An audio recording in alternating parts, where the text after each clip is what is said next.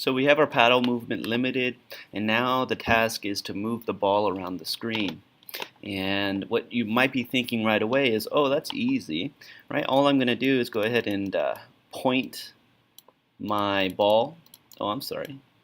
Let me take that away. I'm going to point in the 45-degree direction, and then I'm going to have a forever loop that will move 10 steps, and then if on edge bounce.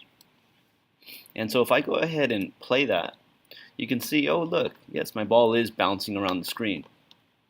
But what this does, this move on, if on edge bounce and point in direction, there's shortcuts that are built into a Scratch, and I want you guys to program this the way that a computer scientist would program it, right? So let's not use that. We're going to use a different technique.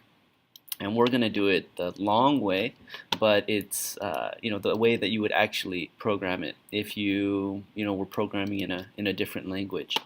And so what do we need to get going? Well, we need to have two pieces of data, and we need to make them, right? So we need to make a variable called dx and a variable called dy.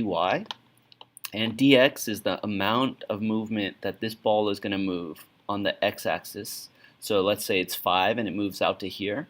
And then dy is going to be the amount that you move the ball on the y-axis. So let's say -5 and it moves down to here. So the ball will go from here to here, and then it will go from here to here, and then it will go from here to here, and then we're going to bounce and it's going to start moving upward. Okay. So how do we do that? Well, we go ahead and make our two variables, and remember dx and dy is just a long name for a variable, right? So you could just think of this as a big name that uses two letters for a variable just like x and a variable just like y.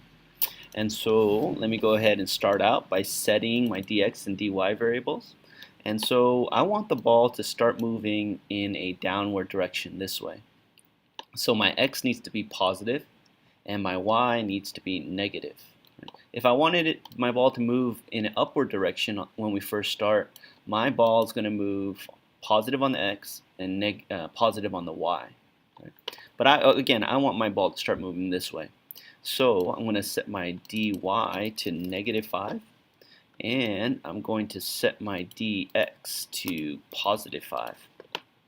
And okay, great. So I have my dx, I have my dy. We could show it right there.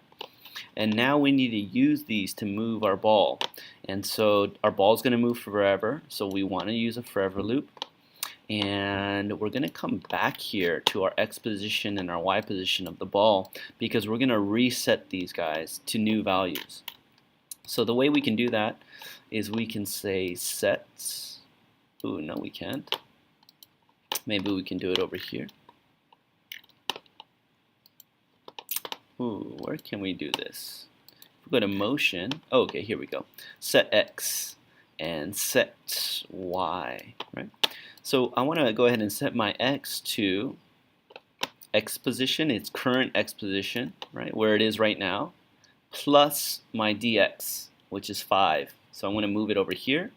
And then I'm going to do the same thing to my y position, or I'm going to take it where my ball currently is, and then add my dy, which is -5, to move it down to here. So the ball is going to go from here to here. And then the next iteration of the forever loop is going to go from here to here, here to here, here to here, and it's going to look like the ball is floating across the screen.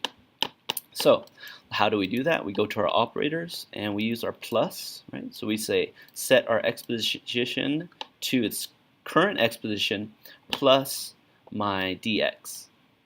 Okay. We're going to do the same thing for the y. So let's come here to motion and we'll say set y to my current y position plus my dy. So we put it right in there, and I hit my flag, and you can see my ball now goes off the screen. Right? So we still haven't programmed it to bounce off the walls yet, but that's the way it's going to go, right? So that's how our ball can move.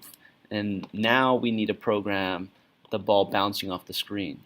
We'll do that in our next video.